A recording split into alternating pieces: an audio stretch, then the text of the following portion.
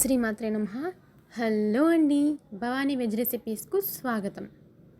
ఈరోజు చక్కెర మైదా లేకుండా హెల్దీగా చాకో లవ్వ కేక్ ఎలా చేసుకోవాలో సింపుల్గా చూసేద్దాం రండి.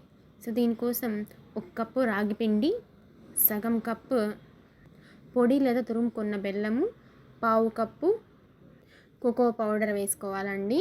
కొద్దిగా వెనిలా ఎసెన్స్ కూడా వేసుకోవచ్చండి, ఇది ఆప్షనల్లే. ఇందులో 1 spoon baking powder, 1/2 spoon baking soda, అలాగే 1/2 కప్పు మెల్టెడ్ బటర్ కూడా వేసుకొని అన్నీ బాగా కలుపుకోవాలండి. ఇప్పుడు కన్సిస్టెన్సీకి తగినట్టుగా పాలు కొద్దిగా వేసుకుంటూ ఈ విధంగా బ్యాటర్ని కలుపుకోవాలి.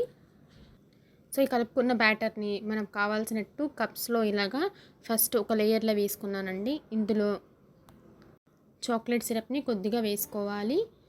ఈ చాక్లెట్ సిరప్ రెసిపీ కూడా నేను మీకు ప్రీవియస్ వీడియోస్లో చూపించానండి. అక్కడ చాక్లెట్స్ విధంగా చేశాను. అందులో ఇంకొంచెం మనం మిల్క్ కానీ బటర్ కానీ యాడ్ చేసుకుంటే ఇలా చాక్లెట్ సిరప్ లాగా ఫామ్ అవుతుంది.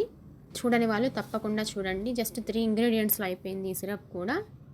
పైన ఇంకో లేయర్ కింద ఈ కేక్ బ్యాటర్ని కూడా వేసేసుకొని మనము 10 మినిట్స్ వరకు ప్రీహీట్ చేసుకున్న కడాయిలో ఈ 3 కప్స్ కూడా పెట్టేసుకొని ఒక 30 to 40 మినిట్స్ మీడియం ఫ్లేమ్లో బేక్ చేసుకోవాలండి.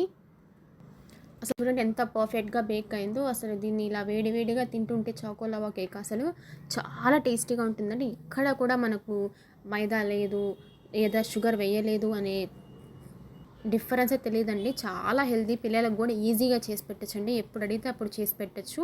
మీరు తప్పక ట్రై చేయండి. మీకు కనుక వీడియో నచ్చినట్లయితే లైక్ చేయండి, షేర్ చేయండి, సబ్స్క్రైబ్ చేయండి.